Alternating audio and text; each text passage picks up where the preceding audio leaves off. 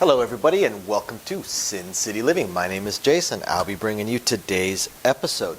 Now, most of the updates and things for the channel we're putting at the end of each video so that people can skip right through it, skip right to it and hear about it, or just not watch that portion at all. But a couple things that I do want to bring up real fast, doing a couple of small changes to what we're doing here.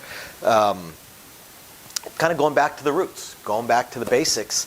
And what we're going to do is we're going to go back to the strategies. And please email us any strategies you would like us to shoot videos on, even if it's ones we've already done in the past, over the past year and a half. I can't go through all of our videos and dredge up all of the strategies so I can remember them all. So please, please, please email them to us. And this is how I'm going to do it. Each one is going to be a series of videos. I'm going to do the initial video where I will present the strategy, go over it, analyze it, talk a little bit about the strategy, some of its strengths, some of its weaknesses.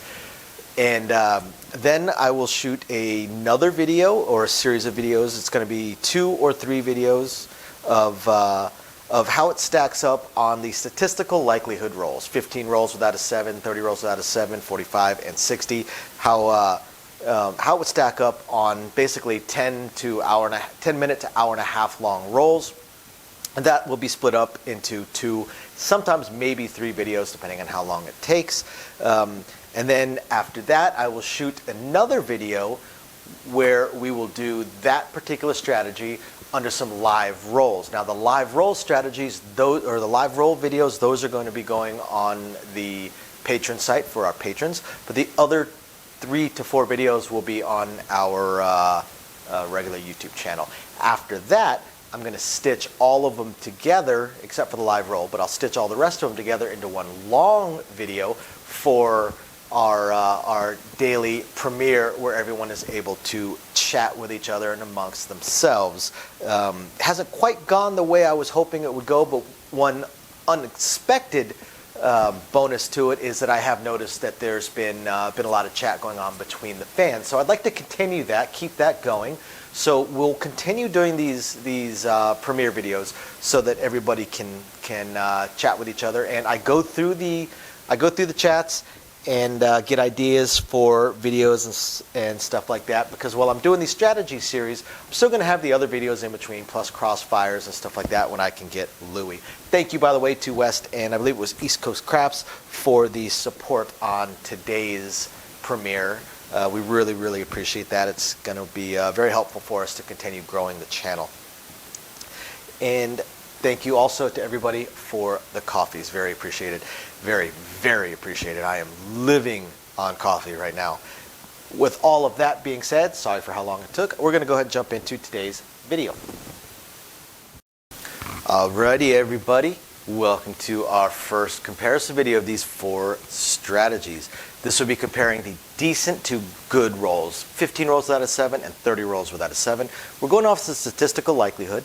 I already talked about in the previous video how the strategies, all strategies are really looking for numbers that breaks the statistics, but that gives you an idea, this will give you an idea of how they will perform.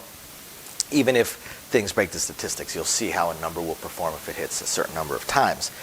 And by the way, thank you everybody for the coffees and the super chats and super stickers. Again, I'm drinking the Bones coffee that we ordered online. That is my wife's favorite coffee brand. Really, really good. Of course, I have a little bit of my candy creamer. I think I have the Snickers creamer in it this time around. And all right, here we go. Let's take a look. So we don't need the 2, the 3, the 11, and the 12, because none of these strategies include horn numbers or the field. You could always add those in, but those would be a plus. Those would be an extra, almost like a side bet to these strategies. So we're going to shoot straight to the place bet numbers. So looking at the 4 and the 10, statistically on 15 rolls without a 7, they're going to roll 1.5 times each. Oh, I forgot that each one of these players started with $100. This isn't their actual place on the table, but this way I can keep track. So each one of them started with $100, $100 bankroll. I don't normally start them with a bankroll except on the live rolls, but this one I have to because the power presser throws in extra money, and we have 2 power pressers on this table. All right, so the 4 and the 10, they each statistically will roll 1.5 times. Obviously, I can't do a half a roll, so we're going to have the 4 roll twice and the 10 roll once. We'll catch it up when we get to the 30 rolls. Then we'll do 2 and 1, or rather 1 and 2, so that they catch up to their statistical likelihoods. So we're going to treat the 4 and the 10 as if they become buys at $25. So the first player that we have is the Power Presser. And they are going to, sorry, you can see my notes right here on the side. They are going to, they're going to throw in the money so that they can power press all the way. Yeah, I need these notes because I've discovered a few times that I have gotten my strategies mixed up, so I have to have it written down in what order the strategies go in. So they throw in their $2, so they get paid $20 for 2, and they press it all the way up. They go to $30. Now the mid-press player here gets paid $18, and they are generally, there's a couple different ways to go, but they're generally going to go ahead and just press it up 1 unit the first time, which is also, coincidentally, what the press 1 unit player does. Hence, press 1 unit. That's why it's called that. And then the Power Press and Collect will throw in the $2 in order to power press themselves up to $30. Now we get into the second roll of the 4. So $30, most places now they're going to charge a $2 vig for this. So the Power Presser is going to throw in his $2 so that they can get paid their $60. And again, they're power pressing, so they're going all the way up to $90. The mid-press player, that's going to pay $27. This time they're going to go up to a green.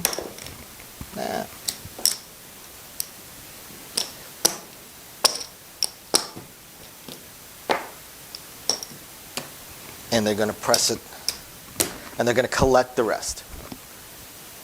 Press it up to a green, collect the rest. The press 1 unit player is going to, surprise, surprise, surprise, they're going to press it 1 unit. So that's going to pay $27. They press it 1 unit, collect the rest.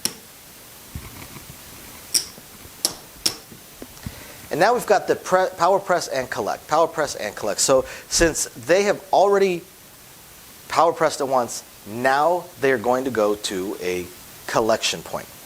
So 30 is going to pay $58. We're actually going to pay it $58. We're going to keep a couple of browns, or a couple of whites. Where I work at, the dollars are browns, so I called it that. So they're going to collect their $58, and they'll power press next time around. So now we get to the 5. 5 and 9 both are going to roll twice each. Power Presser would throw in $1, take their bet straight up to green. The mid-press player throw in $1 so they can pay 15. They'll press it 1 unit, and the press 1 unit player does the same thing because again they're pressing it 1 unit. Power Press and Collect throws in their $1 to bring it up to a green, just like the first Power Presser. So the second time it hits, the Power Presser goes all the way up to 60. The mid-press player collects their $11 and brings their bet up to a quarter. The press 1 unit player, 15 pays 21. They're going to collect the 16 and they're going to press themselves up to 20. Because again, they're pressing 1 unit at a time. The Power Press and then Collect, this player will collect because they power pressed the last time. So this time they collect.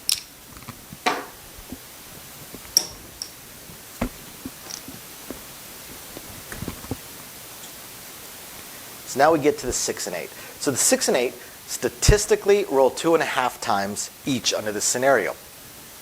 Because again, we can't do a half a time. We will do 3 and 2, and then we'll catch it up in the 30, where we'll end up doing 2 and 3 for the next set of 15 rolls. So 3, 3, and 2. So the 6 will roll 3 times. So the first time the 6 rolls, the Power Presser throws in their $4,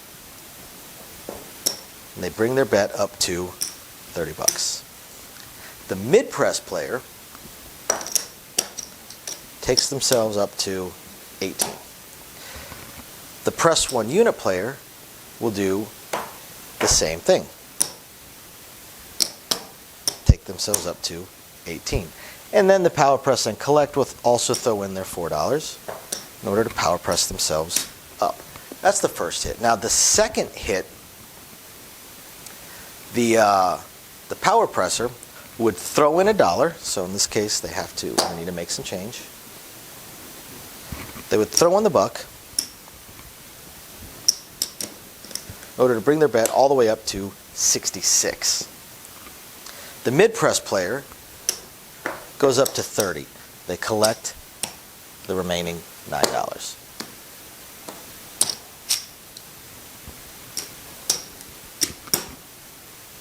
Swapping this out as I go makes it a little bit easier for me. And the press 1 unit player will, as their namesake says, press at 1 unit.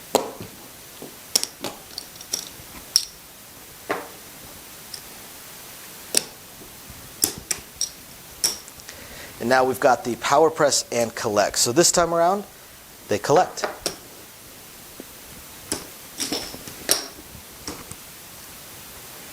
Now the third time this hits, 66 pays 77.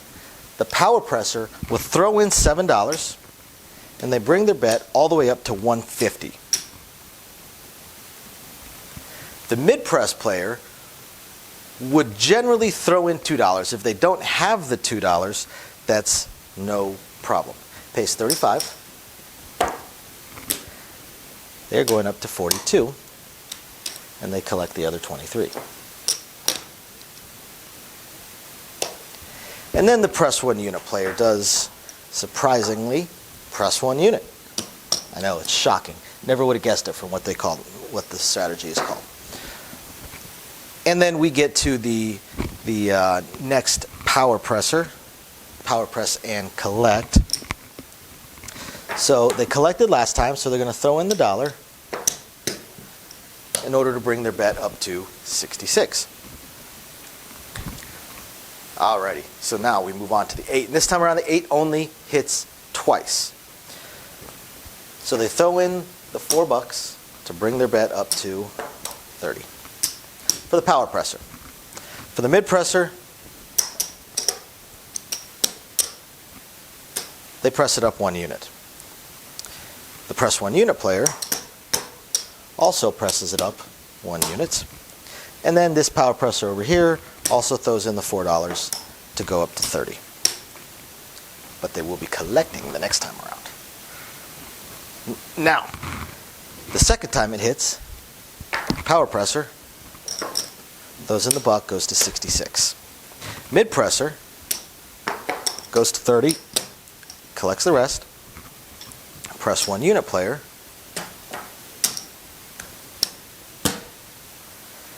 and the power press and collect will actually collect the $35.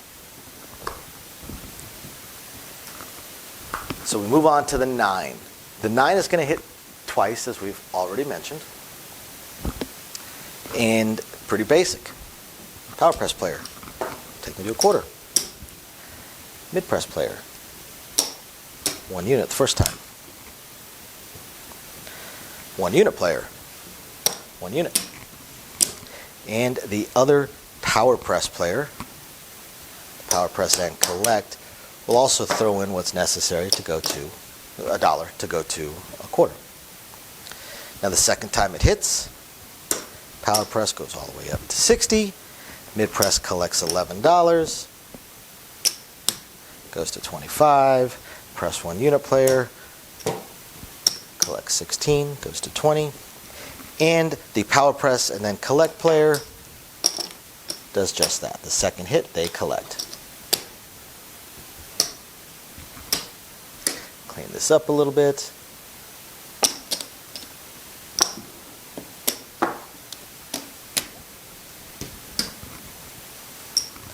Make it a little easier for me visually. Keep a little bit of those.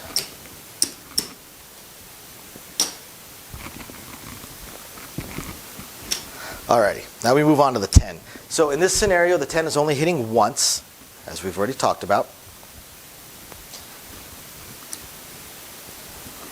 Power press player throws in the $2 to bring their bet up to 30.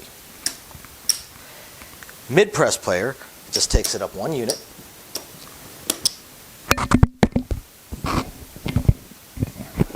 Mike just fell off my shirt. The press 1 unit player also takes it up 1 unit.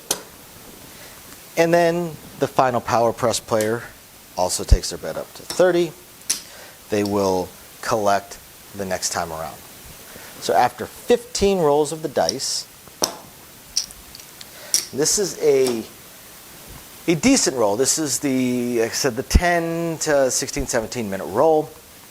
Let's take a look at how these players are performing. The power press player that started out with a $100 buy-in is in the negative. They're in the negative. They've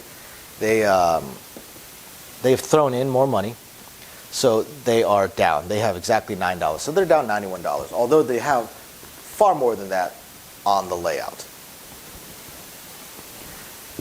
The mid-press player has $174. $174 sitting right there in front of them. The press 1 unit player has 200 bucks. 200 bucks sitting in front of him. And the power press and then collect player has $217 sitting in front of him. So what's interesting is you notice that press 1 unit is the second best performer. They perform, again, the second best. They're performing very, very, very well. That press 1 unit is extremely strong. The press 1 unit is interesting because it's really hoping for, what it's really hoping for are these just decent rolls. They're hoping for these 8 to 10 minute rolls. Even 5 to 7 minute rolls, the press 1 unit player is breaking even or making a little bit of profit. The power press and then collect is performing the best by, $17? Because of exactly how they're doing it. They're bringing it up, they're bringing their bets up, they're basically doubling or more of their bets, and then they're collecting what they are getting paid. So they are in the lead by them at the most. But you notice that all 3 of these strategies, aside from the power presser, the other 3 strategies are all pretty close to each other. All pretty close to each other performance-wise. So all things being equal, any of these 3 strategies is going to perform pretty similar, because once these numbers start performing outside the statistical likelihood, things are going to change. So all 3 of them are very, very, very similar. So if it were me, I would decide which strategy to play based on how they perform on the truly exceptional rolls, because the decent to good roll, the decent rolls, they're performing almost the same. So let's take a look at the good rolls when we add the other 15 rolls without a 7. So that brings us up to 30 rolls without a 7, which is pushing this roll to anywhere between 25 to 40 to 45 minutes. I know that sounds like a long time for not a lot of rolls, but remember, the world record roll was 4.5 hours long, and it was just over 150 rolls. So about 50 rolls of the dice per hour and a half. Things really slow down as bets start getting bigger, and you got more players, and the players are getting a little bit crazier. So let's take a look at these next 15 rolls. All right, so we shoot back down to the 4 and the 10, and this time things catch up. Statistically, they're going to roll 3 times each. 4 already went twice, so we're going to do 1 and then 2. All right, so roll number 3 over here. So the power presser, depending on where you were at, this is either going to be a $4 or a $5 vig. We're going to go ahead and just say to hell with it and do the $5 vig. Okay, so 90 is going to pay $180. I'm going to break this down after the vig. Okay, I'm going to break this down so that you guys can get a good look at it. What that means is you have $270 to play with. $270. Now, power pressers you would think are just going to stack everything up, but there's a certain point, because power pressers are generally very experienced craps players. So there's a point where they know they need to make the bets simpler. So they're only going to go to $250, and they're going to collect the other $20. Now, the mid-press player, on the 4 and the 10, they tend to just press. because they're still collecting. They throw in the dollar for their VIG and they go up to 50 bucks. Press 1 unit player. They're at a $1 VIG right here and it's going to pay 40 bucks. So they throw in the dollar and we're going to pay 50 for 10 because they're going up to a quarter and we want to stack up another green here or two.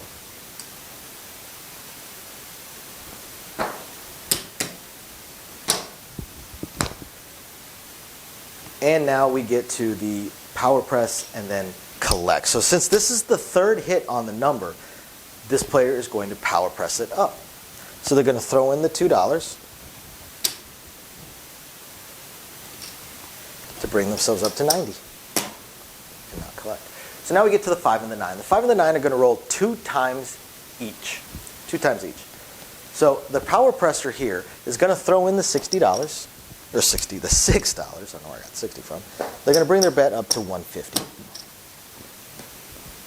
The mid-press player is going to come up to 35 and collect the 25. The press 1 unit player, they'll throw in the $2 so they can collect. They can get paid 30.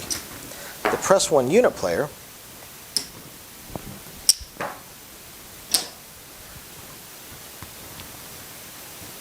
would press themselves up to 25 bucks.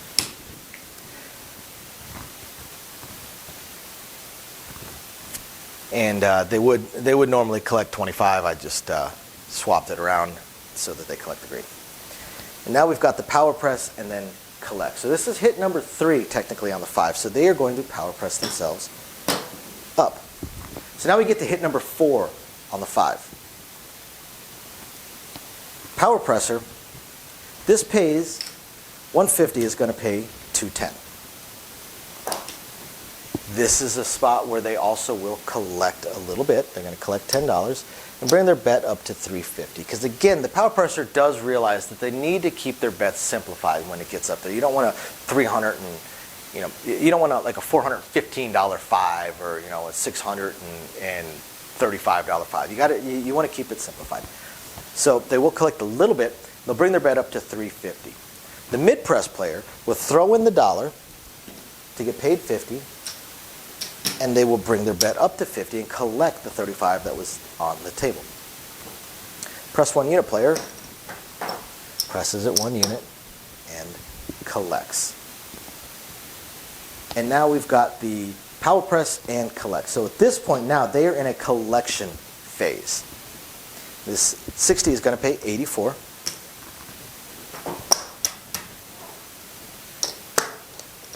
And there we go. And that completes the 5. So now let's look at the 6. So the 6 this time is going to roll twice, while the 8 is going to roll 3 times. That brings them both back up to their statistical likelihood of 5. So 2 times on the 6. Now the power presser is now at the point where they're basically just doing a standard press. It pays 175. They're going to get 200 for a quarter.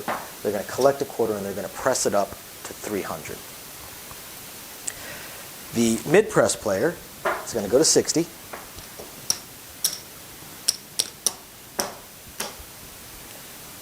The press 1 unit player will throw in a buck, so they go to 36, pressing it up 1 unit. And let's see, this is hit number 4. So the press and then collect player is going to collect. This is a power press situation, but they're collecting this time, so they'll collect $77.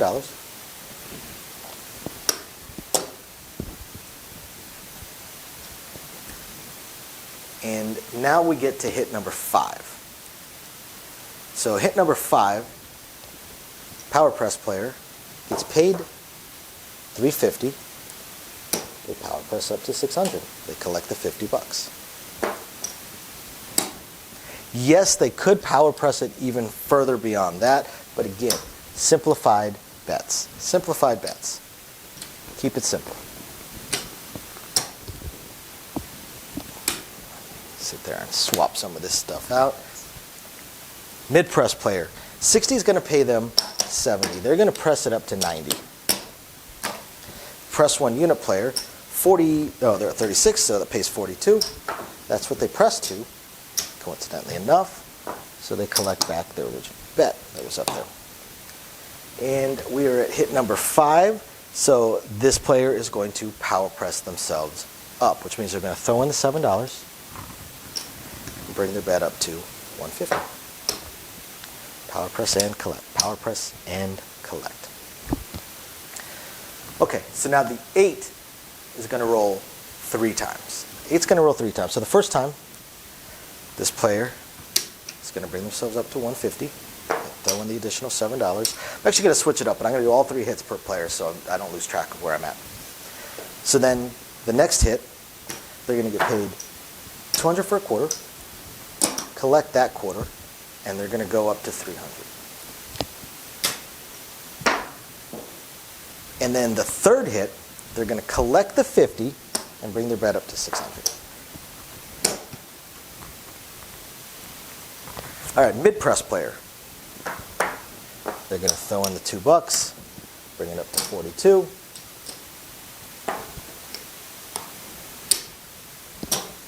And 42, they're going to go to 60. And 60 is going to go to 90.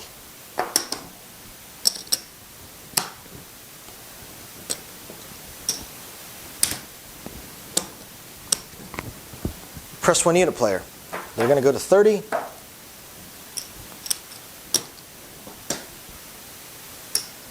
Then they are going to go to, they throw in $1 for that, they go to 36. And 36 is going to pay 42. And they're going to go to 42. Now the power press and then collect. So this time around, this would technically be the third hit. So they're going to throw in the $1 so that they can bring their bet up to 66. Now this time they're going to collect the 77 on the fourth hit. And then the fifth hit, they're going to throw in the $7 and bring their bet up to 150.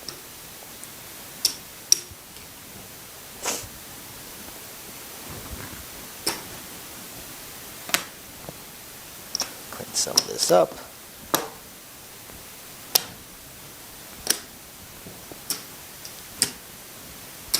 All right, so now we get to the 9.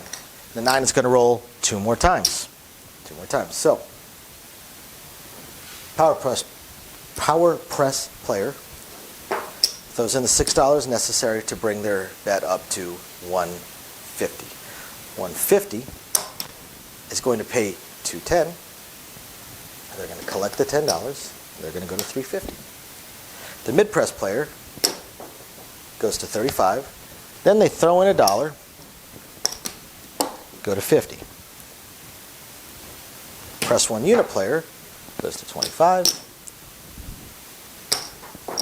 Then they go to 30. The power press and then collect player, this is hit number 3 technically, so they power press it up. And then after that, they collect. So they'll throw in the $1 so they get paid 85. Now the 10. The 10 is going to roll twice. So the first player would throw in the $2 vig in order to bring their bet up to 90.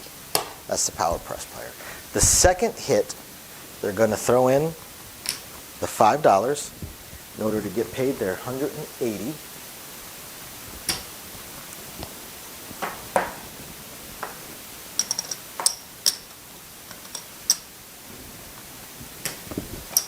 And again, they press themselves up to 250 and collect the rest. The mid-press player is going to collect the 17 and they go to a quarter. Then from a quarter, they just press it up and collect the other green. Press 1 unit player is going to get paid 27. They press it up 1 unit, they just throw the money in. And then the next time around, they would get paid 40 for $1. We'll do 50 for 10. Because they're going up to that green.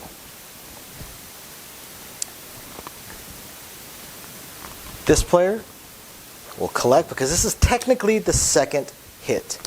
So they're going to collect the $60. Now the third hit,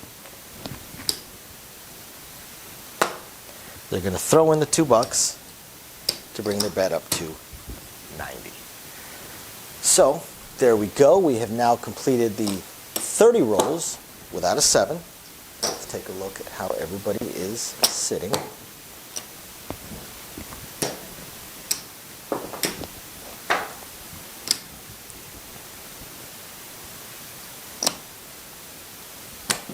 Just clean it up so it's easier to see.